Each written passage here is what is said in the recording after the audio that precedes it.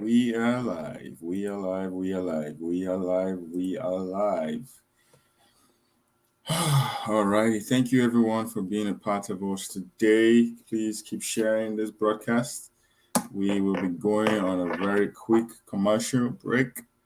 We are live right now. Tell everyone that you know. Please share this broadcast, retweet this broadcast, and invite people. Let them come and partake in this today.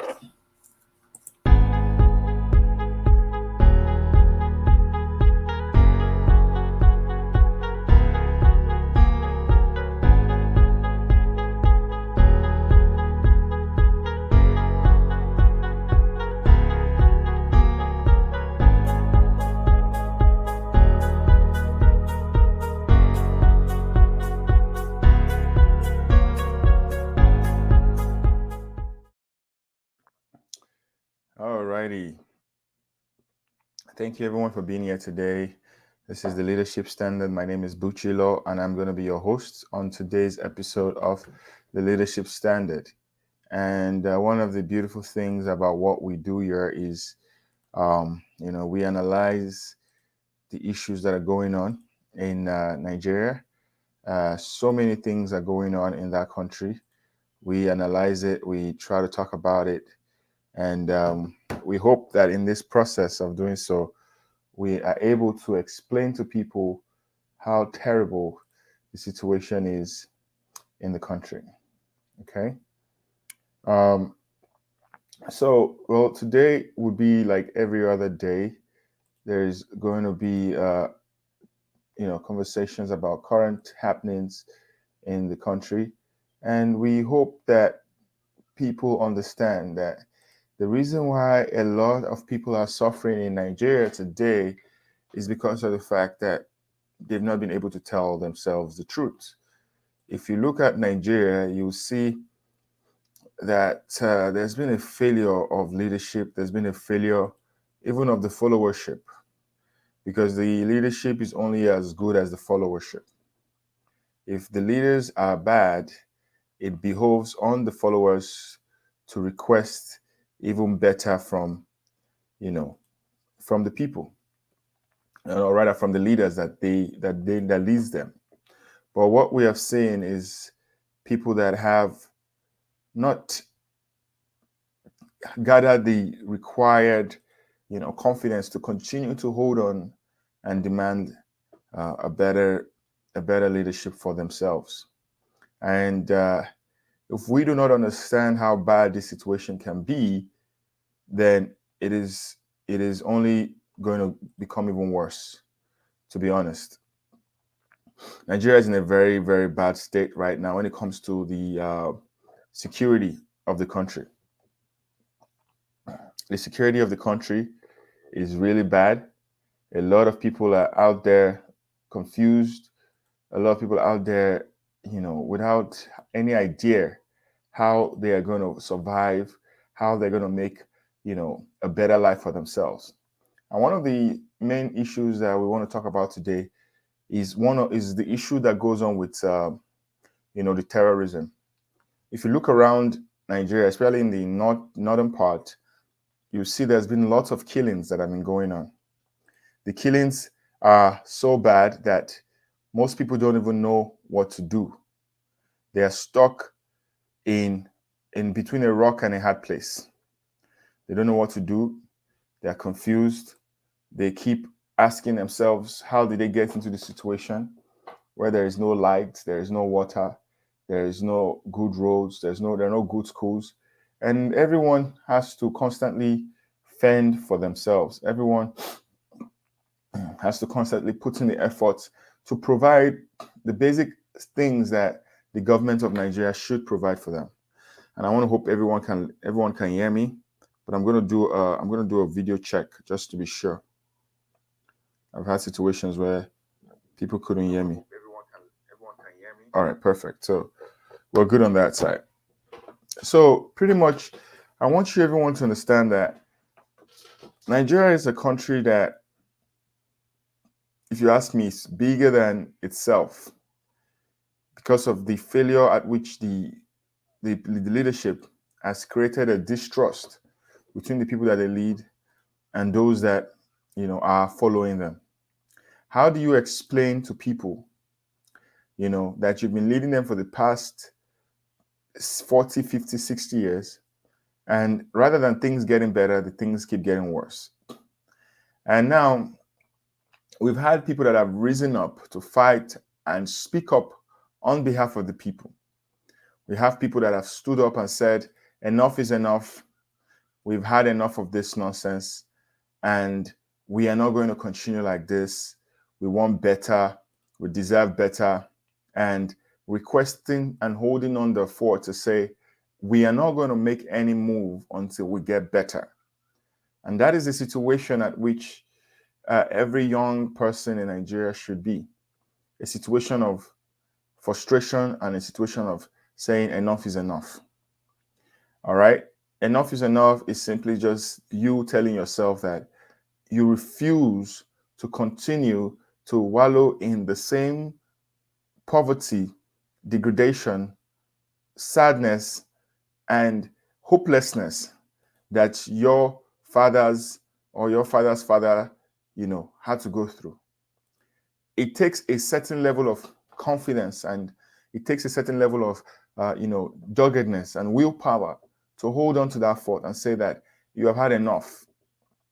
And I believe that is the level at which every supposed one Nigerianist, should be looking towards. If you consider yourself a Nigerian, then it is time for you to ask yourself, why are you not enjoying the same benefits of democracy like other people? If you have not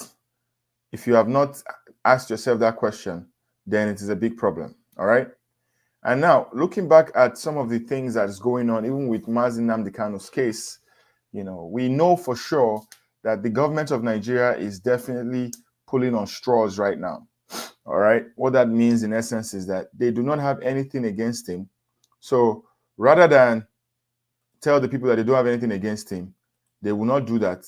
They would instead, keep prolonging the case so that it benefits their own people. All right. And that is exactly what I feel the people should talk about and start saying that if one man is going through all of these problems, if Mazi Nnamdi Kanu is going through all of these challenges, it only shows that it can be anybody the next time. To be honest, we have to tell ourselves the truth. If you don't believe that it can be you tomorrow, then I'm sorry for you. We need to start fighting for everyone that is seeking for justice. And I'm very grateful that the lawyers of Mazi Nnamdi Kanu are very strong, determined, and dogged to seek that, what they want is his unconditional release because of the situation that has led to his arrest. All right? The kidnappings and all the other social media drama that has been going on for so long in the press. We have seen how the judge denied him his clothes in the courts. We have seen how the DSS keeps having him wear the same clothes. We have seen how they've denied people to go and pay him visits. We have seen how his lawyers have been denied coming into the courts. We have seen all of these things. And nobody is blind to these things. Everybody is aware that this is the situation that's going on. But the question then is, how are you going to continue like this? All right? I'm very certain that the way the Nigerian government is playing their cards, at the end of the day, if there is any justice left in this world, justice has to be served in terms of the judges, the police, the DSS, everyone that has played a role in ensuring that there has been delay in getting this justice. They all have to face the consequences down the road. But today, I'm going to go ahead and show other things that we're going to be talking about. I'm going to show some news headlines from various news agencies like Sahara, some blog sites, just to explain the enormosity of how bad things are. A lot of people might say, yes, it's not as bad as you say it is. But again, you must realize that it only takes a drop of water for there to be a flood. For there to be a flood, it starts with just one drop of water. And if that drop of water is not turned off early enough, that flood can finally submerge everybody. All right? Mazi Nnamdi Kanu is seen as the modern day Noah in the Bible. You remember Noah that was telling the people, listen, a flood is coming, get ready, join me in building this ark, and join us in escaping from all of this. But people laughed and people did not listen until the time came and the flood came and people died. That is the way a lot of people see Mazi Nnamdi Kanu, as a modern day Nostradamus who is predicting the future of the supposed giant of Africa, the biggest, black nation in the world, Nigeria. But Nigeria has constantly shown that its size is also its Achilles heel. All right? Its size is also its Achilles heel. And I want to just say that a country that is as big as Nigeria, that has constantly failed in leadership, it only shows to the whole world that the country cannot lead in the size. It's because of its size, it cannot lead. All right? We need to talk and have this dialogue and this conversation. A country that is strong, powerful, and bold does not need any sort of, political or economic charity from other people.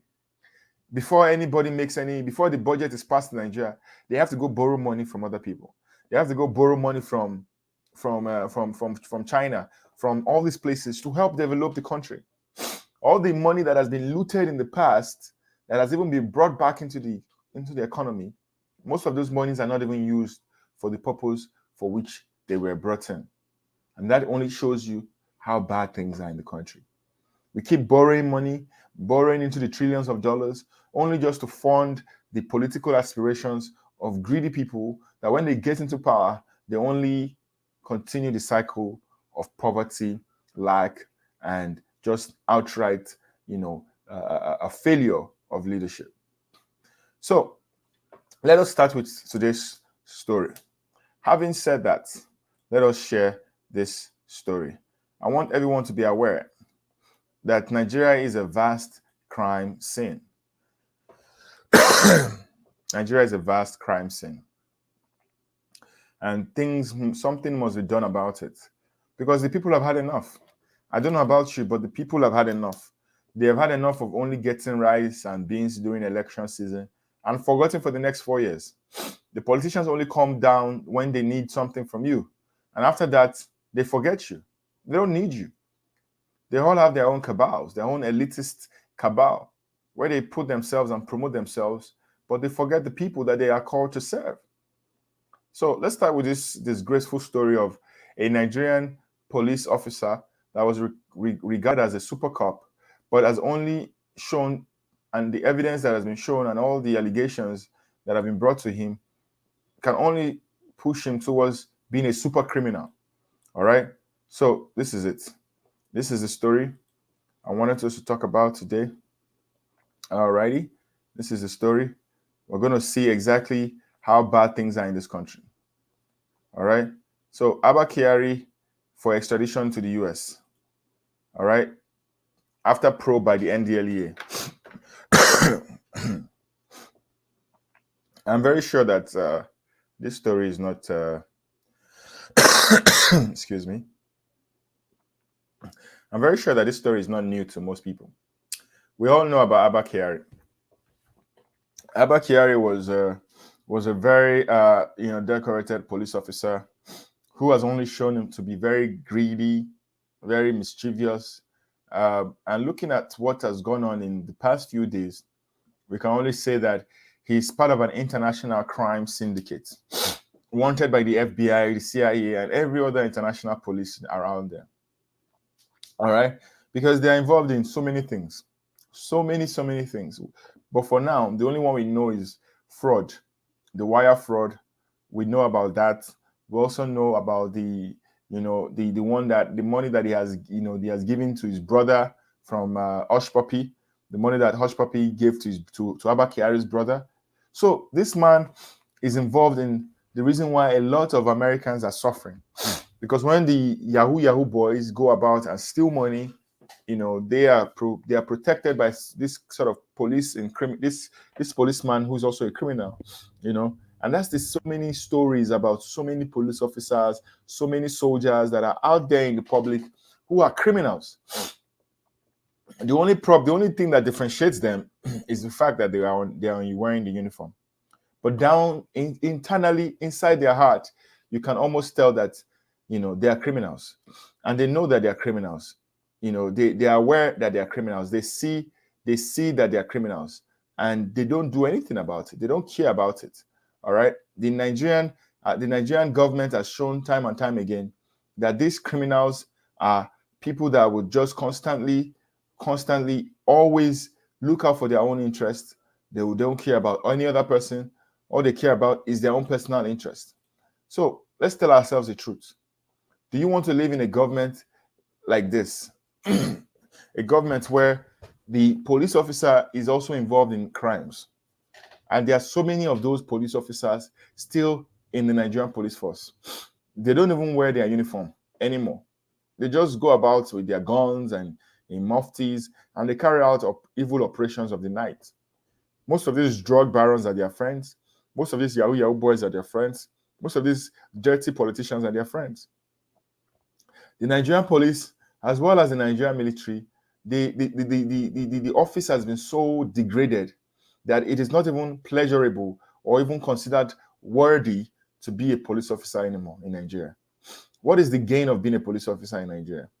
When you have people like this who use their political office not only to enrich themselves, but also to kill people extrajudicially. Abba Kyari had the power of life and death in his hands. That power was given to him by the Inspector General of Police, and he used that power to his own selfish interest. A lot of young people are missing, body parts are missing, and most of these things can actually be traced back to the days of, or even to the current day of SARS. That is a special anti-robbery squad. SARS was a protest that was aimed at Abba Kyari's men as well as himself. These people will torture, harass, intimidate, put the fear of death upon innocent individuals, telling them that if they don't cooperate, that they will lose their lives. They say things like this. Abba Kyari is one of the top men, and I'm hoping and praying that this particular story only shows the world how bad the situation is in Nigeria. And I am praying as well that not only does Abba Kyari face the law in the United States, I also want him to, the same way he treated criminals in Nigeria, I want that same attention to be given to him. They need to parade this man. They need to put him on the faces of NTA with chains and handcuffs. The Nigerian government and the Nigerian police force, this is a beautiful time to redeem your image. We all know that the Nigerian police force has a terrible image, a very terrible image. But this is a very good time to redeem that image. Whatever is left of that image, this is the time where the Nigerian government must prove that they are against any sort of illegality in the Nigerian police force. And this is also the time for them to clear out from the system any persons that are bringing shame to the Nigerian police. People like Abba Kyari, bringing shame to the Nigerian police. What is left of the Nigerian police? What is even left of any of the Nigerian agencies?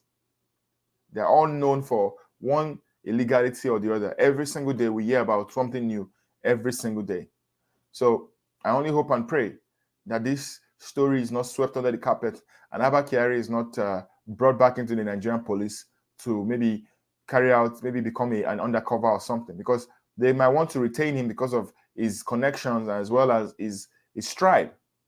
They are in power. Let's be honest. The northerners of Nigeria are in power. And they know that they are very good at hiding their own. protecting their own, even if their own is known for evil or murder. They don't care. As long as he's one of us, they just want to keep him in. But Abba Kyari must, as far as if any of these allegations against him are true, then it is fair to say that he must face the law. So this is another picture of Abba Kyari when he was pretending, he was a pretentious individual, pretending that he cared about the lack of drugs and everything like that. But we all know that this man could care less about what you think. He doesn't care about anything. All he cares about is his pockets. All right? That's what he cares about, his pockets. So this is the throwback of him when he was still pretending that he doesn't care about drugs.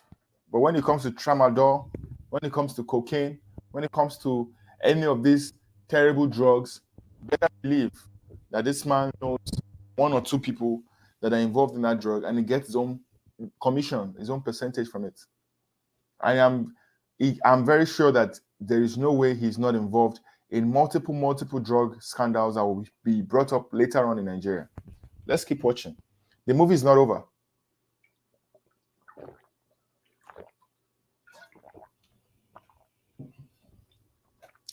The movie is not over. Abba Kyari and his gang of police criminals, they will all be exposed and disgraced because of how much damage they have done in the lives of young people. They've killed so many young people. They've rendered so many young people useless. Whatever you can say, about how terrible a police officer can be, Abba Kyari is a good example of that. And this is him right here when he was still pretending to be a human being. Saying no to drug abuse and yes to life, blah, blah, blah. And this was an NDLEA campaign. But now the same NDLEA, they're after him because of how terrible situation, he is in. And we're only praying that at the end of the day, justice will be done for this man. All right. Now, this is another story I wanted to talk about. The actor Yul Edochie, who is known for his Nollywood movies, has pleaded on the Nigerian government to release Mazi Nnamdi Kanu and call for dialogue. All right. He has said that it is time for us to have a dialogue in this country. Nigeria is not above dialogue. Even bigger countries like Nigeria have dialogue. Russia is currently having a dialogue with the United States about Ukraine. That can show you the importance of dialogue. You cannot claim that you want peace, fairness, and tranquility, but you're not ready to dialogue with the people and their needs. If the Nigerian government cares about Igbo people, which they have constantly shown that they do not care for Igbo people, but if they care about the Igbo and the Biafran people, it is time for them to have a dialogue. This is an insurrection as well as an issue that has been going on for so long, for almost the past 60, 50 years now. Right from the Civil War till now, the same issues are still being talked about, and the same issues are not even being addressed. The only reason why people think the Igbos are not suffering is because of how strong, how dedicated the Igbo man is, and how vibrant they are. When they see an Igbo man making money, they're like, yeah, how can you say people are suffering? People are making money. People have more money than most people in Nigeria. But the point is, at the end of the day, that money was self-made. Most Igbo money is self-made money. It is not money from grants or money from the government or money from anywhere. Just like the way they fund other parts of Nigeria, they don't fund the East like that. They don't fund the Igbo man like that. The Igbo man has to fund himself with the boy system, with the system of apprenticeship, where they go and work under somebody and get paid after. That is how the Igbo man funds himself. And if an Igbo man is lucky or an Igbo woman is lucky, the parents can take her to school and give her education. And from there, she finds her foot and gets ahead in life. That is how an Igbo man funds themselves. We don't get no money from any government agency or anywhere to start a business or anything like that. Even if we do, it's not compared to how it is in the north. But yet we still face the major headache in the country. We're still targeted the most in the country. We can't speak our language. We're threatened with civil war. We're threatened with not wearing our clothes in public. So many things, so many impediments. And it only shows you that at the end of the day, the Igbo man is not welcome in Nigeria. No, the Igbo man is not welcome in Nigeria. Time and time again, we have heard from the leaders of Nigeria that the Igbo man is not welcome. I'm going to move on to the next story. So this is also another story about the insecurity going on in Nigeria. We like to talk about this a lot because, as I said, all of this at the end of the day trickles down. It can be Sokoto today, so next tomorrow it can be Lagos, it can even be Abuja. All right, nowhere is safe. If these people have this level of guns that can shoot down planes and shoot people and rape people, and they drive around in the same community where the police are and the military are, and nothing is done to them, nowhere is safe. Your life is not safe. My life is not safe. With these people with their guns, and all the ones that are putting back into the army, as they call them, repentant, that even makes things worse. Because now we have a repentant terrorist who is fast-tracked into the Nigerian police by a fast-track system so that they can start work as soon as they are supposedly rehabilitated. And there is no proof to show, there is no data to show how such rehabilitation has been effective. All we know is these people are put back into the system to continue in their evil ways. And nothing is done about it. And it only shows you that at the end of the day, Black lives don't matter in Africa. Because if Black lives really matter in Africa, situations like this will not be happening. But they are happening because Black lives don't matter in Africa. So I'm going to go on to the next story. This is another one again. Suspected ISWAP. That's the Islamic State of West African Province. They've reportedly killed 6 locals in Borno State. 6. Just like that, they used a landmine that was planted, and the landmine went off and killed people. Imagine, not only are these people using guns, they're also using landmines. A landmine is something you put on the floor, and you step on it and it blows off. So it only shows you that this group of bandits, this group of terrorists are becoming very adventurous with their technique. They're becoming very, very sophisticated in the way at which they kill people. And that should be a cause of concern. Because imagine they go about and start planting landmines in every part of Nigeria. How would that, does the Nigerian police or the Nigerian military have the capacity to bring these people to a halt? And the answer is no. President Buhari, when he was first elected, made it sound like he was going to fix this. But we have only seen these people increase in numbers during his term. And we've seen them being rehabilitated during his term. So any new administration that thinks they'll be able to solve this problem, I only laugh. Yes, Nigeria might go about it, it's false election and require people to go and get their PVC, blah, blah, blah. But again, the situation in Nigeria is really bad. It's so bad, I don't even see any new administration being able to solve this. If under Buhari's tenure, these people are still as excited or as powerful as this, it only goes to show that if any other person goes there that's not even a northerner, and they say they want to become president, it only shows that these people, they would even go more rogue than normal. So let's be honest with ourselves. If they can do this when their brother is in power, I can only imagine what they would do when someone else who is not from their own locality or their own region gets into power. They might even triple their disastrous effort. So this is another story again, back to Abba Kyari, the famous Abba Kyari, the super criminal, from super cop to super criminal. For me, as far as since he became a cop, he has always been a criminal. Forget about super cop. He was never a super cop. He was just in the position where he received accolades. As far as I'm concerned, other people did the work for him. He just received the accolades. So that was why he was like, "Oh yeah, I'm a super cop, blah blah blah." Oh, I brought down Evans, the kidnapper, blah blah blah. I brought down Ndume, the ritualist, blah blah blah story. And as far as I'm concerned, I'm going to say this out here: the Police Service Commission must go and look at all the cases that have been tried from Abba Kyari's time and reevaluate those cases and create an independent panel, an investigative panel to go about those cases so that we don't have innocent people languishing in jails in Nigeria.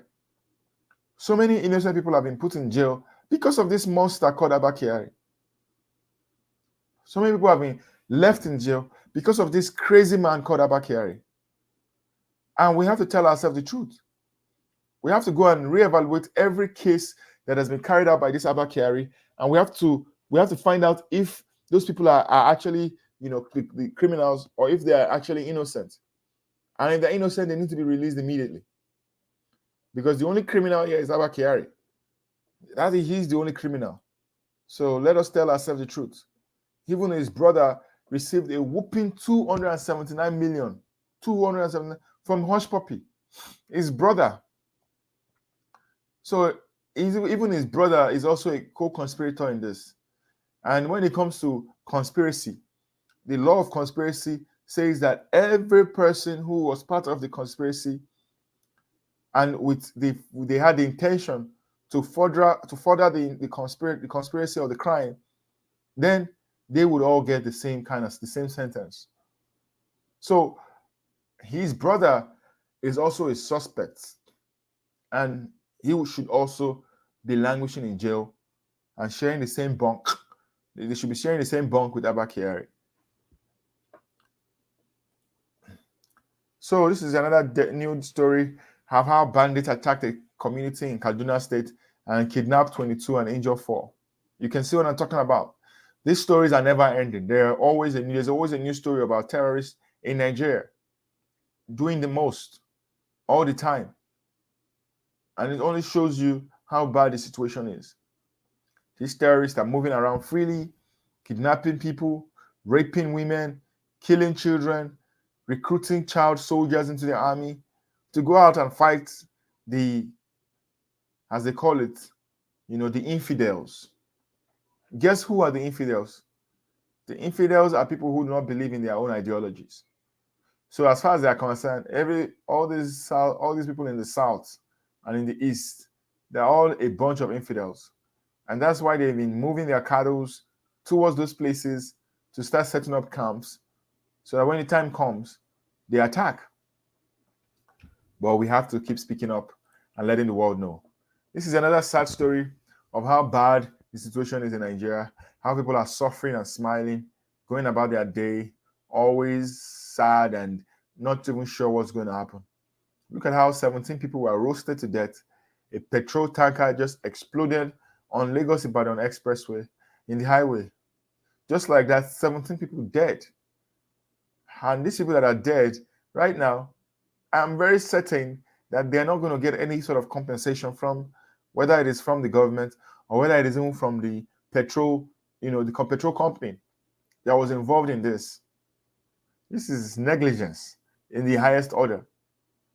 But Nigeria is a country where everybody just moves on. 17 people just died. They will just move the tanker out of the way, and life just goes on up until the next tanker explosion again. Then we'll talk about tankers again. That is just how bad the situation is. All right? We need to start talking about these things. Nigeria is a terrible place for life, for human beings. People are dying. If it's not the terrorists that are killing people, it is stupid things like, tankers. There should be a rule of how these tankers should be operating. The tankers are on the road of Nigeria. They should be evaluating the tankers. How fit are these tankers? How fit are these tankers to be on the road with ordinary citizens? When you are driving with a petrol tanker, it's like you're driving with a bomb. It's like you're carrying a nuclear weapon. It is just what it is. Some of these tankers, they don't even, most of these fuel things that are attached to the trailers, they're not even hooked properly. So when the bad roads, they try to swerve in the bad road and they fall, and boom, the fuel is on the floor. Somebody does something, boom, the whole place explodes. It is a reoccurring situation, and there seems to be no particular idea on how to solve this problem. And if you ask me, the simple thing is, any petrol or company in Nigeria that has tankers, there needs to be a standard for how these tankers should be. They should look like. Some of these tankers are old tankers. They've been in existence for so long. The tires are faulty, the brake pads are faulty, the headlamps are faulty. Nothing. All they need to do is just bribe the policemen on the road, 100 naira, 200 naira, and they are good to go. And they keep going from one city to another city up until something happens, then there's an explosion, and the unlucky ones that find themselves in the road at that time, they are wiped off, never to be seen again, roasted to death.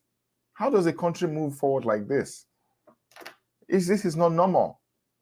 This is not normal. This is enough reason why people need to put an end to this. This is not normal. Nigeria is not a normal place, and people have to start asking themselves, why are tankers just exploding on the road like this? It doesn't make any sense.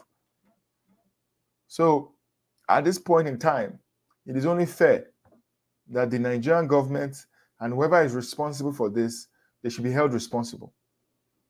Somebody must always be held responsible whenever there's a failure of leadership. Leadership is all about accountability, and somebody must be held responsible for this. 17 people cannot just die like goats, and nobody cares. Nobody is doing anything about it. It's unfair that we live in a country as sad as this.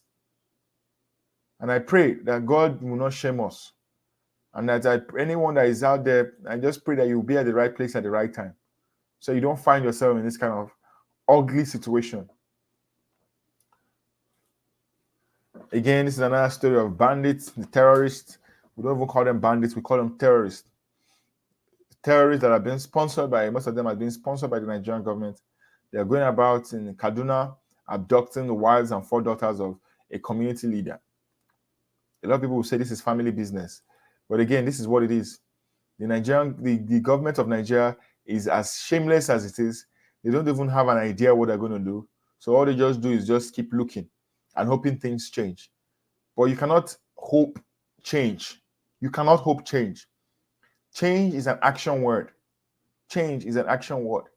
If somebody tells you they're going to change, they need to start taking action to change. If somebody tells you that they're going to make a difference, they need to start taking action to make a difference. Change is an action word. The Nigerian government is not going to change because of the system and how corrupt it is. These bandits that are attacking and these terrorists, what is the guarantee that they're not going to move down to the south or to the east and start abducting people just like they're doing already? They already started doing it anyways. They've been killing people in the Abia state, in Anambra state, in Imo state, in Ebonyi state, in Delta state. They've been killing so many people that are not even of them. Yes, the road safety corps are the ones to be blamed. They like to harass innocent people driving their cars, yet they don't regulate this type of tankers. Shame. That is the simple truth. And this is going back to the story of the tanker.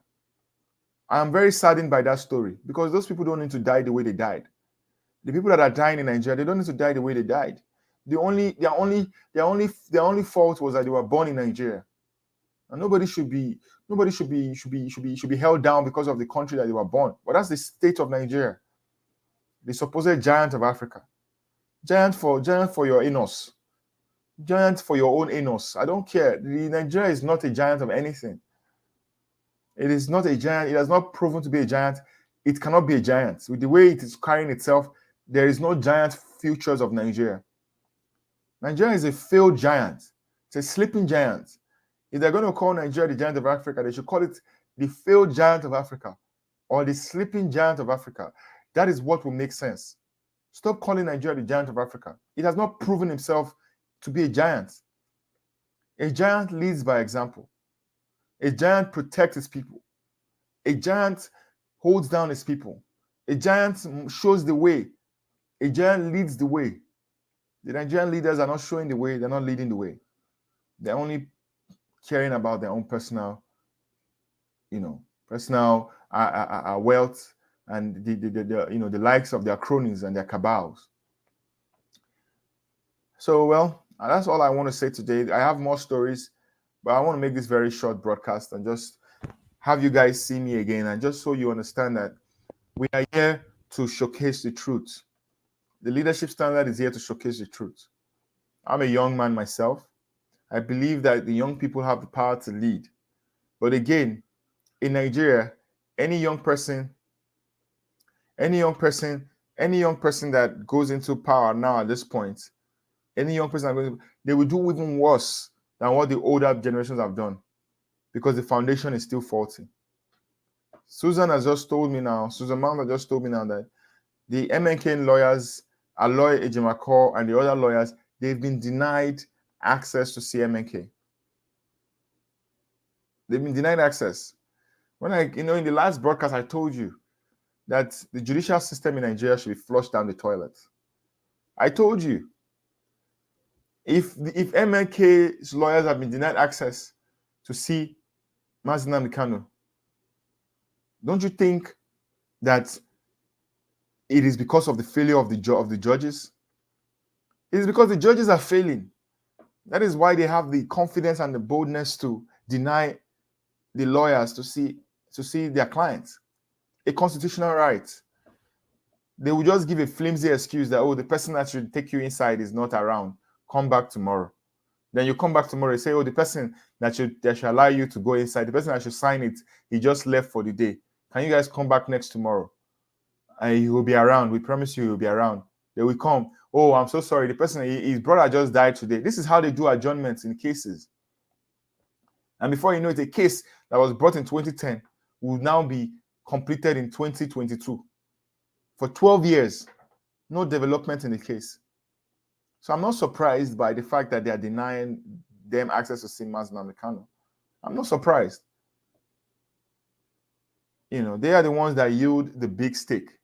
So they're going to do that. But why is it that the judge of the case has not proven herself, worthy enough to put a stop to this? That should be our main concern. Forget it. It's not even all about the DSS and alone. It's about the judge, the judicial system, that will allow the DSS to feel they have power. Nobody is as bigger than the three arms of government. No human being. Anybody that knows government and politics well, we know that there are three arms of government: the executive, the judiciary, and the legislature. The executive is the presidency, the judiciary is the judicial system, the judges, the legislature is the House of Rep and the Senate. Those people have the power to call on people to come and answer questions, whether or not they like it or not. They can summon anybody to come and answer questions. At this point in time, the DSS, the DG of the DSS, it should be sanctioned. It should be sanctioned for all of these actions against Mazi Nnamdi Kanu by the judge. But we know it's not a fair judiciary system. We know. So these things that are happening is clear. It is clear that these things will keep happening, because just the same way they are rehabilitating terrorists in Nigeria, that is just the same way the judicial system is failed. They don't have any spine. All those judges, all they do is, all those judges, whatever they do, they just go there and collect a salary and go home. They don't do anything. They don't care about the justice they claim to care about. If they care about the justice that they say they care about, Justice Binta Nyako herself, after the knowledge that the DSS is denying Mazi Nnamdi Kanu access to his lawyers, access to clothes, access to food, access to basic human rights, she should by herself go down to the DSS agency by herself. Because this is our case. You cannot, if I am a judge in a court of law in Nigeria, I cannot pass a judgment, and you are and an ordinary DSS is flouting my judgment. I will go down there myself Why are you flouting my judgment? Why are you flouting my order? But the judicial system doesn't care about the Igbo people. As far as they're concerned, the Igbo man is a nuisance. They only need the Igbo man when it is time for elections. After that, to them, the Igbo man is a nuisance. And there's evidence to prove it. They've always said it. They only like the Igbo man because of what we bring to the entertainment industry, of what we bring to the financial industry, of what we bring in the economy. Because we are the ones controlling the economy financially. That's the only reason why they care about the Igbo people. But aside from that, Nigeria is a kangaroo, the justice system is a kangaroo system led by the terrorists sponsoring Nigerian government. As simple as that. So what we are saying with Mazi Nnamdi Kanu's case, what we are saying with Sunday Igboho's case in Benin Republic is just a failed system of leadership, a failed system of the judiciary. No one cares about their role anymore. All they care about is money. The role of being a judge has been degraded, even being a lawyer in Nigeria. You see lawyers that are poor, they get paid 20,000 naira, which is less than, which is almost $30 a month or $40 a month. Poor, wretched, looking haggard. So many of these things, the failed system. The people that go to school are the ones that are suffering. The ones that don't go to school, the terrorists that don't go to school, are the ones that are getting money. They're paying the terrorists money, millions of naira. But the ones that go to school, spend years in ASU strike, spend years studying without no light. I went to University of Lagos in Nigeria. I know how when it is time for examination, they will take the lights. There will be no electricity in the whole of the university. You won't be able to read. You won't be able to read. A lot of people failed their courses like that. So we need to ask ourselves, what exactly is this which country going to? What direction are they going to? When the only system, we know how corrupt the executive is, but the judiciary should be the last hope of the common man. The last hope of the common man. Mazi Nnamdi Kanu should have a fighting chance in the judiciary of Nigeria. He should have a fair fighting chance. But he doesn't have that fighting chance. If the DSS can flout rules like this, he doesn't have the fighting chance. But because Mazi Nnamdi Kanu is a man that respects the rule of law, he has decided to bring himself forward and allow the rule of law to take place. Susan Mount said, let this be evidence. The Igbo people follow the judiciary process peacefully, and you can see it as it is partial and led by terrorist sponsors while they repent the Boko Haram sponsors. Is there anything else I need to say? Is there anything else I need to say? I don't have the power to make the DSS see Mazi Nnamdi Kanu. The only person that has the power to do so is the judge. Is the judge. And she needs to do so ex parte. She needs to take an ex parte decision and require immediately that Mazi Nnamdi Kanu sees lawyers and put a stop to all of this. But if the judge does not put a stop to all of this, there's really nothing that anyone can do. They can protest, they can say they're not leaving the DSS until they see Mazi Nnamdi Kanu. But the question is, what is the judge doing? Why is she allowing this to go on? That is the question. Because Nigeria is failing in all the arms of government. It's failing. The legislatures, the people that are there are sleeping. They don't pass the laws. The electoral amendment law, they didn't pass it. The laws that will help the people, they don't pass it. The only laws they will pass is the one that will give them more money. It is well. I only just wanted to come here just to show you guys that things are going really bad in the country. And as the way things are going, it is time for us to seek and everybody have a dialogue. Just the same way Russia is having a dialogue with the United States. Just the same way Russia is having dialogues with Ukraine. It is time for Nigerians to have a dialogue and ask themselves, what kind of country is this? A country that is just a farmhouse for vultures. Farmhouse for vultures. Thank you, everybody, for watching me tonight. I really thank you wherever you are. Thank you for watching me. This is the Leadership Standard. We'll be live again. Hopefully, I bring Susan Mount this time around. We love Susan Mount. We need to have Susan Mount come. Before I go, Revolutionary Way. Thank you for watching me on YouTube. I need people to watch me on YouTube. Please go watch me on YouTube, and please follow my YouTube page. Subscribe. Revolutionary Way said the judge needs to make an unannounced visit to DS. Thank you. So somebody understands what I'm talking about. The judge needs to make an unannounced visit to DSS headquarters and see him herself and order an emergency court sitting and dismiss this case for goodness sake. Well, the emergency court sitting, they will not order that one. That one is too far-fetched. But for now, the judge should go and see what's going on, the condition of what's going on. But do you think the Fulani judge will do so? I don't think so. Justice Binta Nyako will not do so. All they care about, if you ask me, is the money they will receive at the end of the day from the government, and they go about their day.